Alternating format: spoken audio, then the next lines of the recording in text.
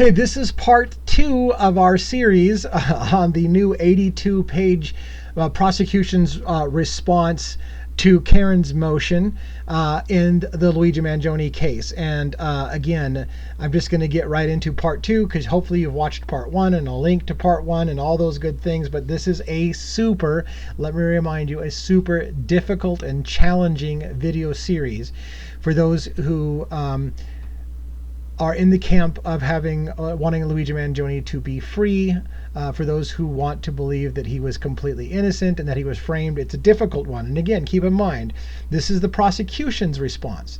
I'm just outlining the prosecution's response, and we're giving it due diligence and thinking about what it means if the prosecution is right. Let's keep in mind, as I always say, at the Devil's Advocates, I believe in the presumption of innocence until proven guilty in the court of law, and I will maintain that position all the way through this trial. Luigi Mangione hasn't even started his trial. Does this look bad for Luigi Mangione? Yes. Does the prosecution lay out a strong argument? Absolutely, yes. Unfortunately, for those who don't like to hear me say those things, I'm not one of those content providers who are just going to tell you a narrative whether or not it's true or not. I'm going to give you a fair and honest evaluation. This looks bad for Luigi Mangione, and that's just the way it is. I think I can take these glasses off. I'm not even sure why I had those glasses on. Don't need them for this video. So it's going to look bad. Let's get right into it, and I'm going to go ahead and switch over to the other camera.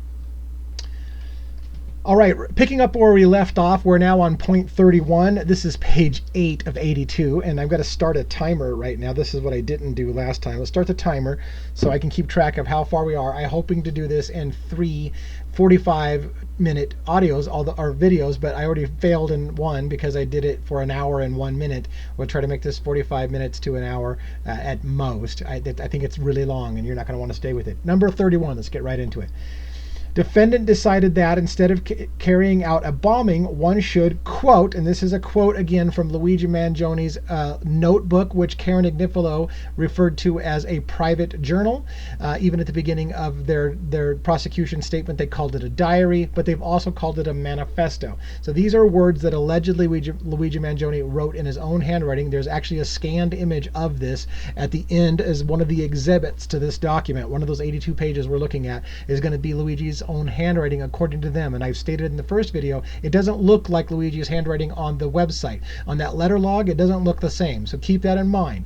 But we're gonna review this document as if this is what Luigi wrote, because again, Karen said that notebook was Luigi's personal notes, so it sounds like Karen is admitting that that is Luigi's personal notes. And if that's the case, then we have to ask the bigger question, did Luigi write these things, and how does that change the narrative? Because this is going to be really difficult of a conversation. So the defendant decided that instead of carrying out the bombing, one should, quote, whack the CEO at the annual parasitic bean counter convention. This is quotes from Luigi Mangione according to the prosecution. It's targeted, precise, and doesn't risk innocence. Most importantly, the point is self-evident. The point is made in the news headline, quote, insurance CEO killed at annual investor conference, unquote. It brings to light the event itself. A bunch of suits from JP Morgan and Morgan Stanley meet at a fancy New York City conference to discuss growth rations and MLR of a company that literally extracts human life force for money. It conveys a greedy bastard that had it coming. Members of the public can focus on greed, on the event through reasonable, acceptable discussion. Finally, the hit is a real blow to the company financials. All those analysts and institutional investors who came to be wooed by the insurance execs, that opportunity is snuffed in an instant. Instead, the company becomes a hot topic. Perhaps best to invest elsewhere and let that one cool off. Now, holy shit. Holy shit. That is a rough paragraph. If Luigi Mangione wrote this, and I will say that again for you, if Luigi Mangione wrote that, how do you take that as anything other than essentially a confession? Not only that, it's telling you why it was done. And again, the argument is Luigi Mangione, it would be saying that he did this because of a parasitic health insurance industry, and he wanted to send a message through the headlines of an insurance CEO killed at an annual investor conference, and that everyone would figure out what the message was. And that is indeed the argument of the prosecution in this entire argument about why it's a manifesto, is because Luigi Mangione wanted to send a message. It is also the basis of their argument that Luigi Mangione deserves to be prosecuted under an act of terrorism, because Luigi Mangione is trying to influence government politics and trying to make a change in the healthcare system by his actions. And so therefore it is an act of terrorism according to the prosecution. Again, when I'm stating these things, keep in mind I'm giving you what the prosecution is saying. We're focusing on the prosecution's documents, so we're focusing on the prosecution is saying. But it looks bad, right? Because if that is indeed Luigi's comments, then how do you really see it any other way? And again, Karen Agnifilo has indicated it's his journal, it's his private journal. So is she admitting he did write these things? And then what do we go next? Can the defense be anything other than, yeah, I did it, but here's why I did it, which is the title of this series. If I did it, here's why I did it. Point 32, photocopies of the defendant's manifesto in the exhibits 26A and 26B, as contained in his red notebook, are attached hereto as Exhibit A. Then there's this, I'm going to cover this right here, this little footnote. What is a medical loss ratio, or MLR, and why does it matter? The MLR is a comparison of how much of your premium goes towards paying medical claims compared to how much the insurer pays for administrative costs and keeps as profits. Department of Financial Services, New York State, blah, blah, blah, blah, blah.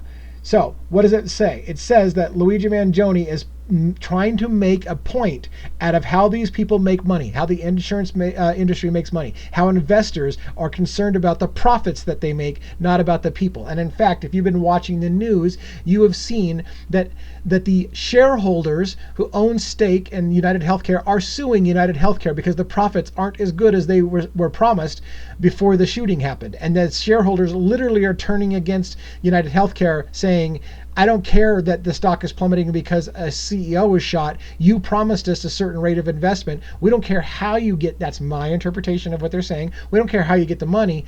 You show us the money, or we would have invested somewhere else. And that's exactly what they're saying Luigi was saying, is that by shooting Brian Thompson at an investor conference, it's going to immediately kill investors wanting to be involved in United Healthcare. They're not going to put their money there. So the argument is that they're making, that I'm interpreting for them, is that Luigi Mangione is trying to affect people's purchasing, right, of stock, but that's saying there's better places for you to invest your money than in this place, because this stock's going to take a tumble now, is basically what they're saying.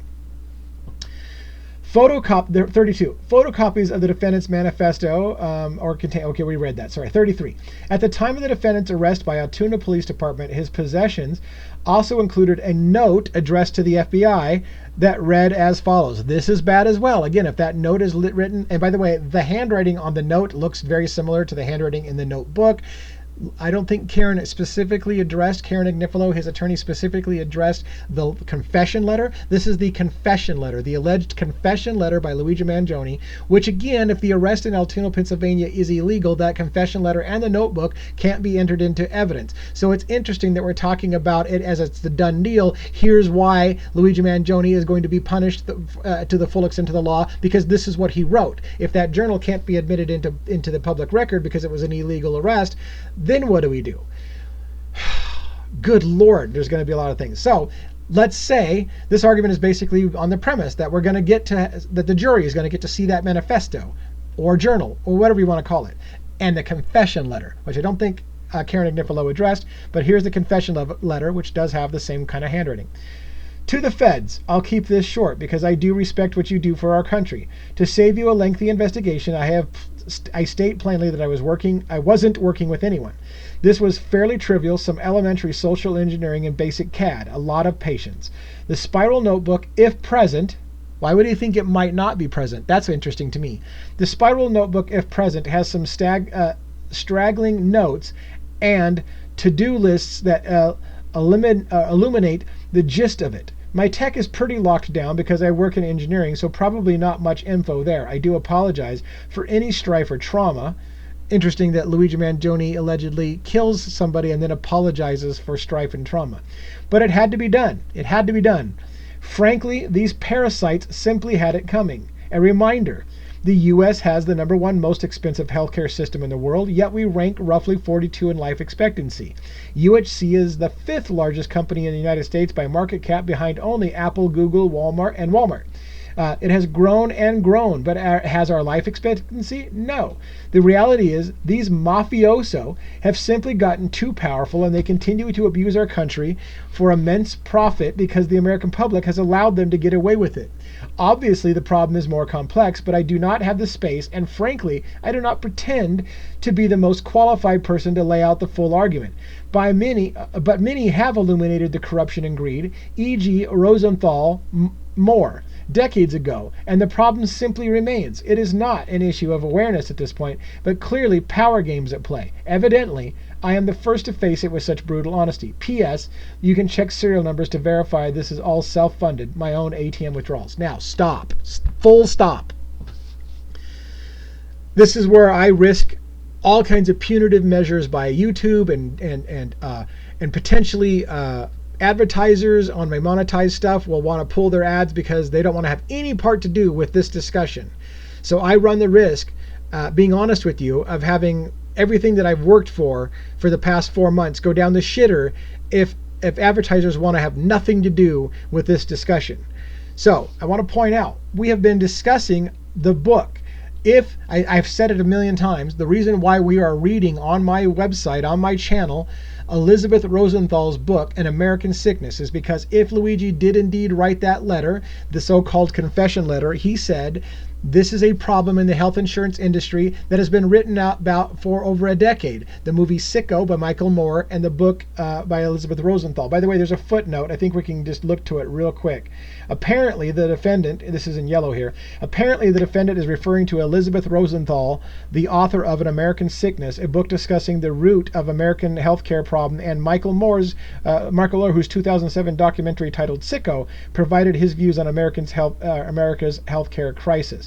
Okay, so I have been reading An American Sickness by Elizabeth Rosenthal. It's a disgusting book about how horrible the insurance industry is. It is written by a doctor, a longtime doctor, who's exposing how disgusting and despicable the health insurance industry is. In that book, I'm just telling you what's in the book. You can go watch the series if you want to educate yourself. If you don't, that's fine. And again, hopefully we have free speech in America and we can do this as a thought exercise. In that book, the doctor tells us basically that every single time the federal government makes an attempt to curtail the out of control, manipulative health insurance and medical industry, they just turn around and make it more profitable. Every time the government steps in and passes a law, or a president comes in and says we got to change some things, our system's out of control, it's broken, they try to fix it, the health insurance industry and the medical industry as an entirety finds a way to circumnavigate the attempts to curtail it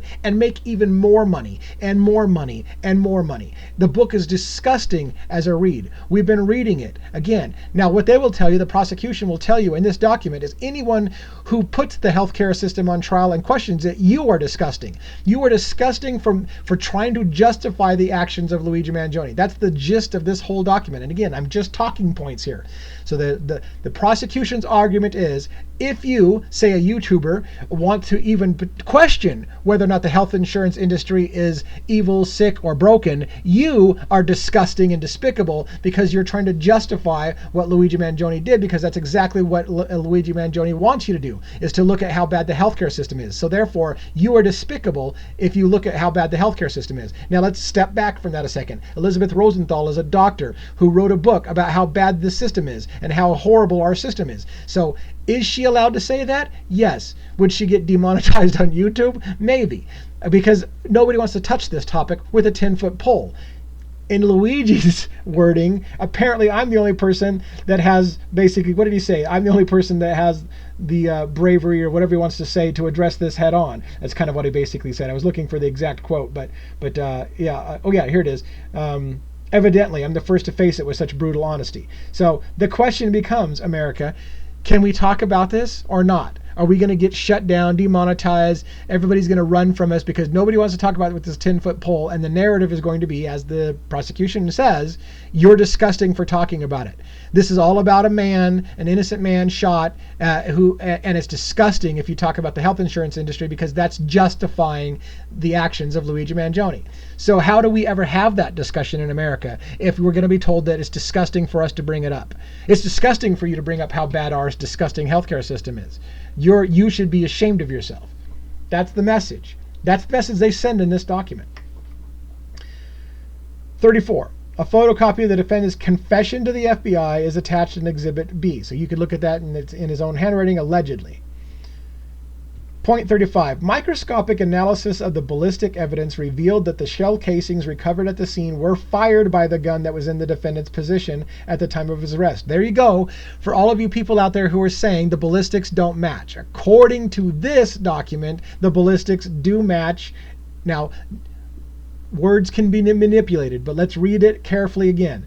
Microscopic analysis of the ballistic evidence revealed that the shell casings recovered at the scene were fired by the gun that was in the defendant's possession at the time of his arrest.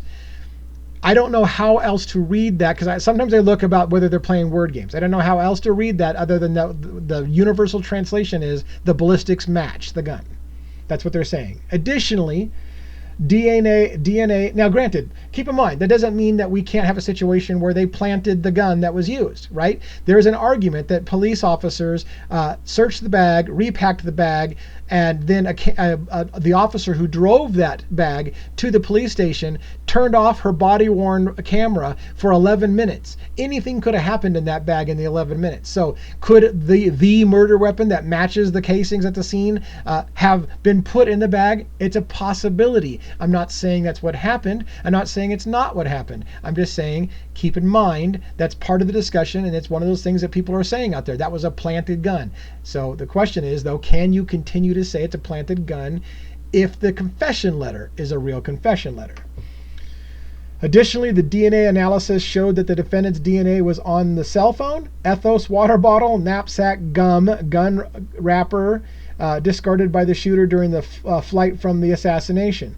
So there was a gun wrapper also discovered or discarded. So his DNA is on all those things according to the prosecution. Now again, keep in mind, in a court of law, DNA evidence is going to be fought. If the prosecution is going to maintain that Luigi Mangione is not guilty and didn't do it, then we're going to have to fight about the DNA. Is it truly, and there's going to be DNA experts that are going to come in, and the defense is going to bring in a DNA expert to say whether they can prove definitively it was. So that all could be fought. And again, this is going to be an emotional roller coaster, people. You're going to read something like this and you're going to be, oh my God, Luigi Mangione's goose is cooked. And then you're going to hear Karen respond with her own experts and they're like, well, maybe not. Maybe she just got all that shit thrown out.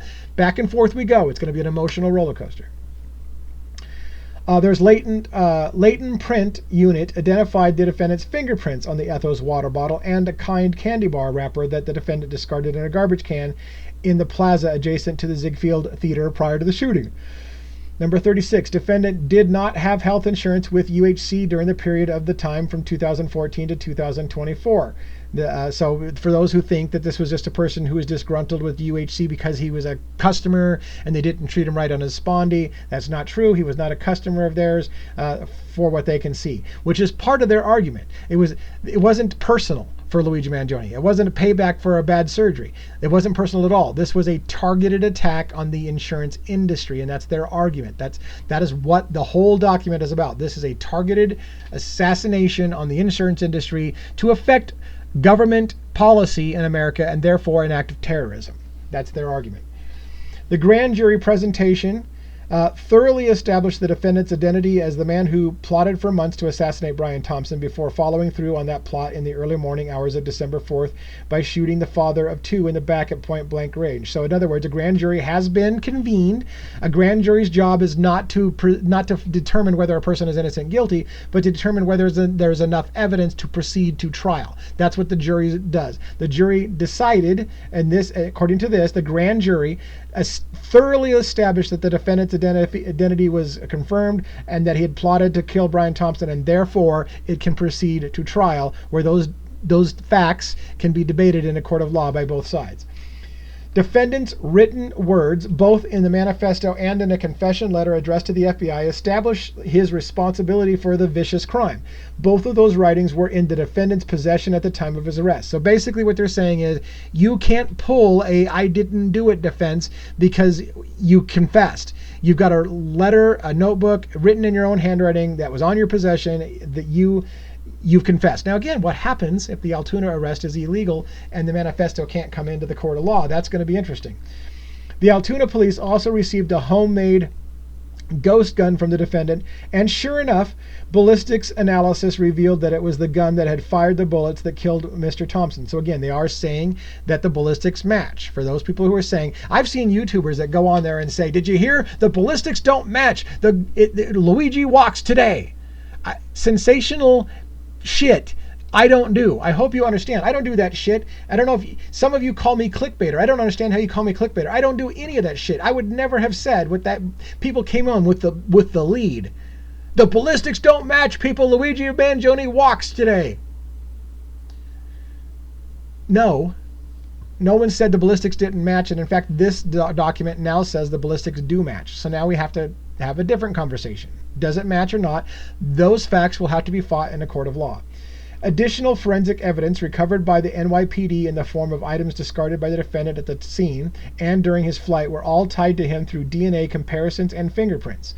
Hundreds of hours of video footage retrieved by NYPD detectives tracked the shooter's movements, further establishing that it was the defendant who murdered 50-year-old Brian Thompson as he strolled down a Midtown street in Manhattan. Okay, continuing on. If ever there was an open and shut case pointing to the defendant's guilt, this case is that case. Simply put, one would be hard-pressed to find a case with such overwhelming evidence of guilt as to the identity of the murderer and premeditated nature of this assassination. This is what we all took Pam Bondi, the Attorney General in the United States, to task for when she said, if there's ever a case that calls for the death penalty, this is the one, right? And we all went, holy crap, how can you say that? This language is almost word for word what the state is also saying. If there's ever a case for proving somebody's guilt, this is it. We got a signed, sealed confession letter. There's no question what his intent was. He told us many times what his intent was. You can't get away from this is the guy who did it. He's admitted he did it. And his fingerprints are literally all over the scene. And his evidence is, they enumerate all the ways in which there's no way Luigi Mangione can wiggle off the hook and say he didn't do it. If that's the case, people, if it's the case that Luigi Mangione can't wiggle off the hook because not only is his DNA all over the place, and if he's going to say that he didn't do it, then that's all going to be fought, and we're going to be fighting about that in the court, whether the DNA matches or not. But if it's true that his DNA is all over it and he's got a confession thing, it can't be him saying, I didn't do it. It's going to have to change to, I did it, but I'm not guilty. That's a whole different ball of wax. And that's leading to what I said before. Is Karen Agnifilo going to attempt to put the United States healthcare system on trial? A judge and the prosecution is going to do everything they can to say the healthcare system is not on trial here. Luigi Mangione's on trial for killing a man. That's what's on trial here. We're not going to put the healthcare system on trial. And in fact, they're going to tell you, as I led out at the beginning of this video, you're disgusting if you try to bring healthcare into this, because that's not what it's at issue here. Don't justify what Luigi did. He killed a man. That's it, plain and simple. And it's disgusting if you even suggest there's anything wrong with our healthcare system and talking about that, because that's not the issue. It's whether or not Luigi Mangione killed somebody or not, period. And I get that to some extent as a legal argument. Their legal argument is going to be, there's no question Luigi did it, and so we're not going to talk about the healthcare system because that's a non-factor. But if Luigi's entire purpose for doing it is because of the healthcare system, I don't know how they avoid talking about it. So it's really going to be interesting how this plays out in the court of law.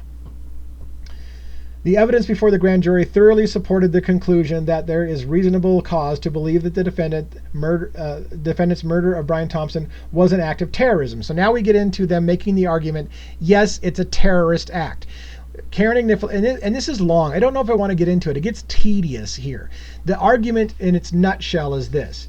Karen Agnifilo said, To be an act of terrorism, it has to be an act against a population or a government, and this was an act against one individual. In fact, your own documents say that it was one individual that was targeted and that Brian Thompson was specifically targeted. You even admit one man was targeted. Therefore, it can't be an act of terrorism because it wasn't after a population. It wasn't after the government to whatever. And they're going to argue it absolutely was. Luigi Mangione did intend to make it a statement against the entire healthcare industry, which is a lot bigger than one individual, and to affect government policy, how the United States responds to the healthcare system. So therefore, yes, it is an act of terrorism. That is the gist of their argument. So, and they'll even say, it goes back and forth. Karen will say, the defense will say, this is one guy. It's not just one guy. This was an attack, by his own words, against the industry and against a predatory industry. So you can't say it's one guy because he already said this is about the industry. And so it includes more people. And they're going to point out all the different people that were scared to shit about Luigi Mangione after this shooting. Now, again, Luigi doesn't have anything to do with that, right? So they're going to try to allege that all the people who are terrified after the shooting of Brian Thompson, that's Luigi Mangione's fault, that he intended, and that's exactly what he intended to happen, to terrorize the entire industry. And that, therefore, he intended to terrorize everyone. The argument can be made even by reading their own documents that people being terrified by it, that's not Luigi calling people up and saying so. So it's hard for them to prove Luigi intended to make everybody feel terrified and act the way they did. And maybe it is important to look at some of the ways that they say people were terrified by Luigi Mangione. All right. Okay, so they talk about how it states in the relevant part that a person commits first-degree murder when, with the intent to cause the death of another person, he causes the death of such person, and when the victim is killed in the furtherance act of terrorism.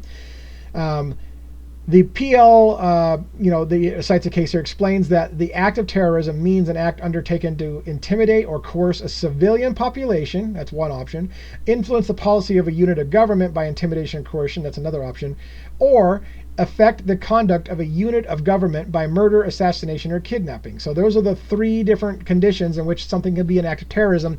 And the short of it is, they say this meets all of those conditions. So it is an act of terrorism. That's their position. And they continue to talk a little bit about it. I'm trying to, it's long, it's tedious, and as in retrospect, I'm realizing this is really difficult for you to sit through all of this. So maybe we'll skip a little bit of this. I'm kind of seeing if I can hit the highlights. The grand jury presentation overwhelmingly established reasonable cause to believe that the defendant acted with the requisite terroristic intent. So in other words, these are the three conditions in which it can be an act of terrorism, and a grand jury decided overwhelmingly that this met the conditions of a terrorist act. That's the gist of that. In any event, the evidence before the grand jury provided a reasonable cause to believe that the defendant had each of these three relevant issues. They basically talk about it didn't have to be a unanimous decision by the grand jury, and it wasn't necessarily unanimous, but enough of them thought it was reasonable that they moved forward with it. That's kind of the gist of that. The shooting itself speaks volumes of the defendant's intent. Defendant chose to shoot the CEO of the United States' largest health insurance company in front of the hotel where the company was about to conduct its annual investor conference. The defendant chose to execute Brian Thompson in Midtown Manhattan, a place widely recognized as the media capital of the world. So they're indicating the fact that it was done in New York and in front of the investor conference was all to send a message. There was no evidence before the grand jury that defendant shot Brian Thompson in the back because of some personal vendetta, nor was there any evidence that the defendant knew Brian Thompson or ever had met him. There was not even any evidence that the defendant had ever received insurance from UHC. Defendant's apparent goal in assassinating Mr. Thompson was thus to send a message. This is why they beat home. It wasn't personal. He was attacking an industry. It wasn't about Brian Thompson. It was about what Brian Thompson represented. Therefore, an act of terrorism. And that's why they mention over and over and over, as I would use the big word ad nauseum, that Brian Thompson was wearing a Rolex and Luigi didn't steal the Rolex. Therefore, they keep trying to beat home it wasn't a crime of violence or a robbery because he left the Rolex behind. If it was anything other than what it was, which was an attack against an industry, he would have stole the watch or something else would have led him to have a personal thing with Brian Thompson. There's nothing personal. This is a target against what he represents. The video of the crime establishes that this was not a typical street crime. Defendant did not say a word to Brian Thompson before shooting him in the back. After Mr. Thompson's body crumpled and fell to the pavement in extremis, defendant casually walked over to the body, apparently to make certain that Mr. Thompson was dead. The fact that the defendant left Mr. Thompson's Rolex watch on his dead body demonstrates that robbery was not a motivation behind the assassination. Finally, the defendant communicated the motive behind the assassination by marking 2 shell casings with the words "den," which I believe is supposed to be deny, and "depose," and marking "delay" on a live cartridge. This is where we talked about before. I thought Brian Thompson was hit 3 times, that there was 3 spent shell casings. I questioned the two casings and a bullet. This is making it clear.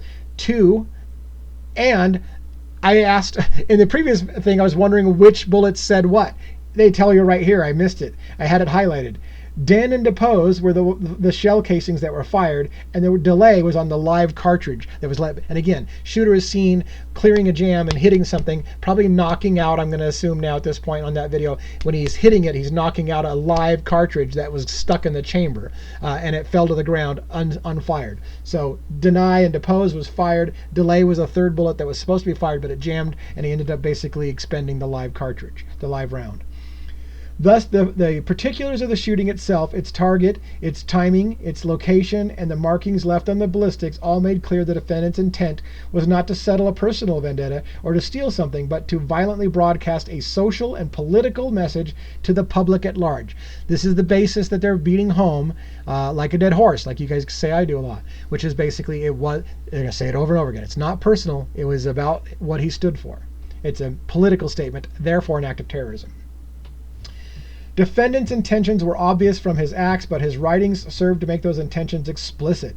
Defendant made crystal clear in the manifesto that his target was the insurance industry. It checks every box, and more specifically, his target included bean counters, the analysts and institutional investors, who the defendant hoped to drive out of investing in the company and industry.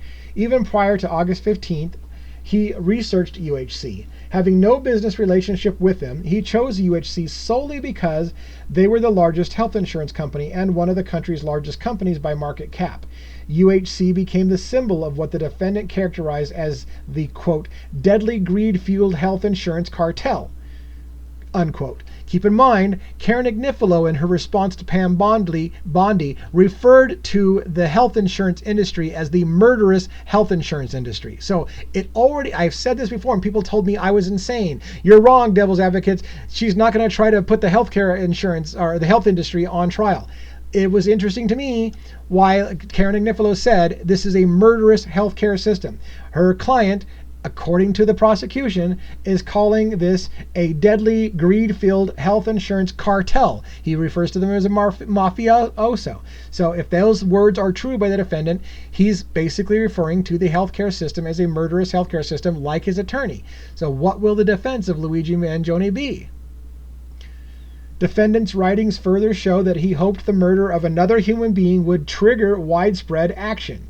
So here they're going to argue. Luigi Mangione thought or felt or desired that shooting Brian Thompson would be the start of something. It would be a revolution.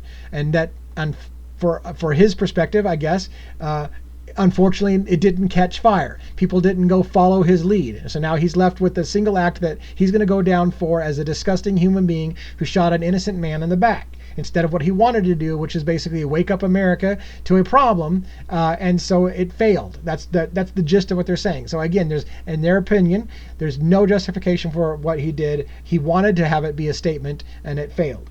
His entry of October 22nd, 2024 also shows that he was seeking to reach the largest possible audience by whacking the CEO at an annual parasitic bean counter convention. Yes, they quote him several times, the same quote over and over again, because it's and Karen does the same thing, by the way. To be fair, yes, the prosecution quotes the same thing over and over again. The same thing Karen Agnifilo does when she's trying to beat home a point. She will beat home a point by pointing the same thing over and over again. That both sides do it. It's part of persuasion. Defendant was hoping for a headline that would read, "Insurance CEO Killed at the Annual Investors Conference."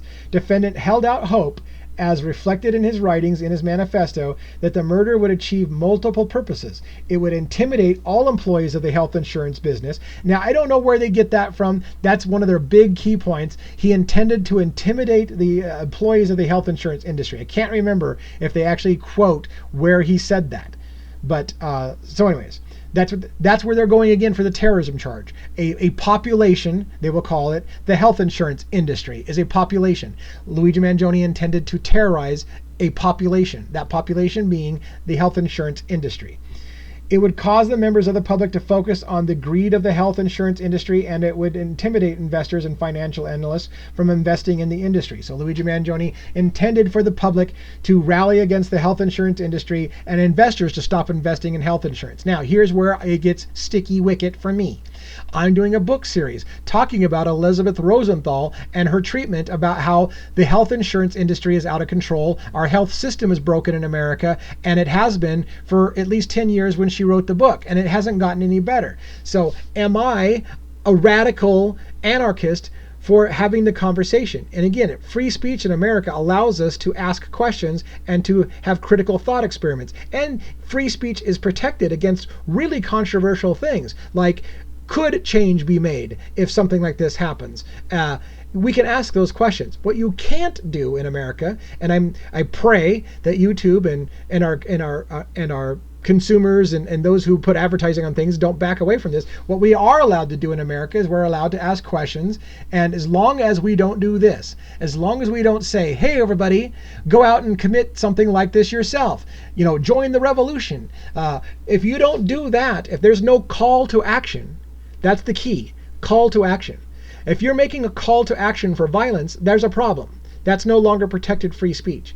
But if you're doing a thought experiment and saying, is it possible that something like this might make a change in America? Is it possible that this could have good consequences? Sometimes bad things have good consequences. We're allowed to have those discussions. Now, whether we can do so on social media, that's another question. And hopefully I won't find out the hard way that we're not allowed to have that discussion. All right, and in the defendant's confession to the FBI, he expressed no remorse for the taking of a human life, referring to Brian Thompson as a parasite and a mafioso. He insisted that it had to be done because these parasites had it coming. He listed the deficiencies in the healthcare system, noting that Rosenthal and Moore had written about the corruption and greed decades ago, but the problem remained. Again, does this make me a sick individual because I have picked up An American Sickness by Elizabeth Rosenthal, and I've encouraged you to buy a copy of the book and read it yourself? Does that make me a despicable human being who is advocating for violence for picking up that book? Because that's what they're suggesting, is that we should be shamed for talking about the health insurance industry. Having shot and killed a man in cold blood, he patted himself on the back for his evil act in saying, I am the first to face it with such brutal honesty. All of these writings convey one clear message, that the murder of Brian Thompson was intended to bring about revolutionary change to the healthcare industry. Defendants' targeting of UHC had nothing to do with anything that the company had done to him personally. In fact, he had no business relationship with the company. Brian Thompson and UHC were simply symbols of the healthcare industry and what defendant considered a deadly, greed-filled cartel. To a limited extent, defendant achieved this dastardly goal, or his dastardly goals, by inspiring a vocal minority of individuals to engage in a broader campaign of threats of violence against UHC employees and other health insurance workers. Now, I was terrified when I started to read that sentence, because he's like, oh, he's inspired a vocal minority of individuals to engage in, and I'm like, oh my God. So now he's going to say, because I'm talking about this, and I'm asking the question if our healthcare system is broken, and could there be an argument for justified homicide? Are they going to say that I'm a dastardly person who's been inspired and radicalized? Fortunately, what they're getting to is that they're talking about specifically people who are calling for violence, threats of violence against UHC employees and other health insurance workers. You have never heard me say that. Never have you heard me say a call to action for violence. In fact, I have repeatedly stated I am not asking anyone to commit any violence or to do anything. I have repeatedly stated that, and that's why I'm beating it again, because somebody's gonna, and I know I can't stop it. Somebody's gonna say I did. Somebody's gonna report me and say that I am calling for violence because they can't understand people talking about things. People can't be adults. So someone's gonna take this discussion where I'm trying to have a discussion about the nuances of this case and say devil's advocates telling people that that this was justified. That's not what I said. I'm saying that's the argument of the prosecution. I freaking hope we can talk about these things. An executive of United Health Group. Now that's the parent company of United Healthcare. An executive of United Health Group testified before the grand jury on December 17, 2024, only 2 weeks after Brian Thompson had been assassinated, about threats aimed at other UHC executives in the aftermath of Brian Thompson's execution. I'm curious if the United Healthcare Group member was Andrew Whitty, the CEO of United Healthcare Group, if that's the one who testified in the grand jury. I would imagine so. That executive, so we know he's an executive, detailed how posters featuring the words "deny, defend, oppose," words nearly identical to those that appeared on the ammunition used to kill Brian Thompson, appeared in New York City with pictures and names of 2 other UHC executives alongside pictures of Brian Thompson with an X through it. That was a brutal moment in America. Shortly after the shooting, we did see in New York posters, wanted posters, with 3 healthcare CEOs side by side and Brian Thompson's picture X'd out, as if to indicate we got one, now go after the others. That is a call to action. That is something that you can prosecute somebody for if they knew who put those signs up, because that is essentially a call to action. It's asking people to go commit acts of violence. That's not something I have done, so please understand that. But we did talk about the posters. There's a difference. Free speech allows me to talk about the posters, not to put the posters up. You understand the difference? UHC doctors and civilians who were assigned to send out denial letters to customers feared for their safety and requested that they not be required to sign their names to denials. This is interesting. UHC doctors and civilians who were assigned to send out denial letters to customers feared for their life and their safety and didn't want to put their names on a denial claim. Now, how do I say? I think that speaks for itself. The company acceded to such requests, even though certain state laws require that names appear on such letters. So in other words, there were doctors refusing to put their names on a denial of claim letter sending out to people because they were terrified. And so even though they were required by law in some states to put their name on a denial letter, they were like, I'm not doing it because somebody's going to shoot me for it. Some UHC physicians quit their jobs out of fear of retribution. The company advised its employees not to wear their company branded clothing. They're basically blaming all of this on Luigi Mangione. How the people reacted, how the employees reacted, fear for their lives for sending out denial claims, is Luigi's fault. That's what their argument is. It's Luigi's fault. They're doing their job. They're just doing their job. They're required by the state that they live in sometimes to sign those denial letters. And now Luigi Mangione has impacted their ability to do their job. This is the same kind of argument as don't get mad at Brian Thompson or anybody for making money for their company, because that's their job, is to make a CEO, to make their investors money. So how dare anybody say that there's anything wrong with somebody making money for the shareholders? That's his job. And conversely, Luigi Mangione has stopped doctors from doing their job and signing denial claims because they're afraid of what will happen if they sign the denial. So therefore, he's influenced public perception and made people change their actions, and that is therefore part of the justificated grounds on their case for terrorism, because he's making people afraid to do their jobs. UHC's call center specialists received death threats. The grand jury heard a small sampling of these calls. During one call, the call center specialist asked, "To whom do I have the pleasure of speaking with today?" And the caller responded, "You are gonna hang. That's you. You are gonna hang." You know what that means. That means that the killing of Brian Thompson was just a start. There's a lot more that are going to be taken out. The only question is whether you're going to be their collateral damage when it's done or not. There are several calls of similar tenor. So it's basically people are calling, making threats and saying, hey, if you want to get out of the insurance industry, you better get out of the industry quick, because if you're going to continue to work for the industry, then there's hell hath fury and it's coming your way, something to that effect. That's what they're basically saying. I'm not saying that. I'm reading the prosecution's document. Holy crap. Online threats prompted UHC to pull pictures of its senior executives from its website. Again, that's not Luigi Mangione's fault, but what I'm saying is, one can argue it's not Luigi's fault with their reaction to what happened. But they're blaming it on Luigi, that Luigi intended for that fallout. He intended for them to all be terrified. He intended for them to have to run. He intended for them to not be able to do their jobs effectively. And that was, and how they prove that, I don't know, because they're trying to prove that that's exactly what Luigi intended. He intended this kind of terror that they felt. The argument can be made, that's on them. That's how they're reacting to it. Luigi didn't ask for any of that. That's them doing that to themselves because they're terrified. You follow? I'm beating the hell out of that. Plainclothes policemen were hired to protect UHC headquarters in Minnesota. There were threats made to employees at UHC's Penn Station office in New York City. 40 of the company's executives received personal security. One executive who received threats dyed her hair and moved to a temporary home out of fear for her safety. UHC was not the only insurance company targeted. Again, this is the part I take issue with. UHC was not the only insurance company targeted.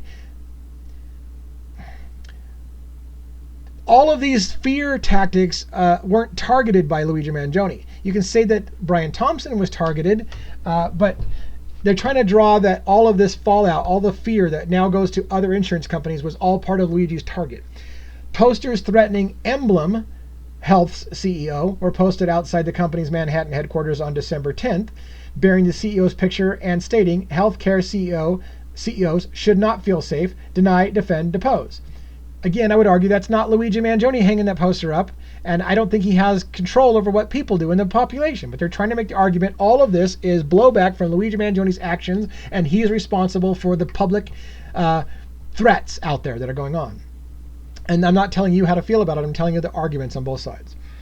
In sum, defendant's intent was obvious from his actions, 1, his writings, 2, and 3, the natural and probable and actual consequences of his actions. So the defendant intended all of this blowback. That's what they're saying. In sum, the defendant intended this from his actions, his writings, and the natural and probable and actual consequences of his action. Everything that happened is exactly what Luigi Mangione intended to happen.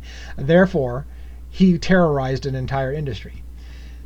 Now we're only got 15 minutes left. I think we're going to wrap up at the end of we're in the middle of a paragraph. I'm going to have to stop here. This is a new section right here. Murder as an act of terrorism not required. And we're at 45 minutes. So I'm going to go ahead and wrap up there. And I think we can finish. We're on page 20 of 82. Can we finish? Is anybody even going to watch these videos? You probably have already checked out because you've already decided what you think about this case. And this is not helping. It's just super long. So I'm not even sure if I should continue. I'm going to wrap this up. This is going to be it for tonight. I don't have the energy. It's freaking 1 o'clock or 2 o'clock in the morning here. I'm going to go ahead and queue these up for tomorrow's publication. Members only will get a little bit of look for a few hours before it goes live tomorrow at 7 for part 1 and 8 o'clock for part 2. And then later on in the day, in the morning, I'll try to see if I can cut the last audio or video or 2 if it requires that long, based on how it's going. If nobody cares and nobody's watching this and you're all checking out in the first 5 minutes, or my account gets shut off because we're not allowed to talk about things, then of course that'll be the end of it. Okay, we're out. It's 45 minutes past. We're going past that. Let's stop now. See you for part 3, hopefully.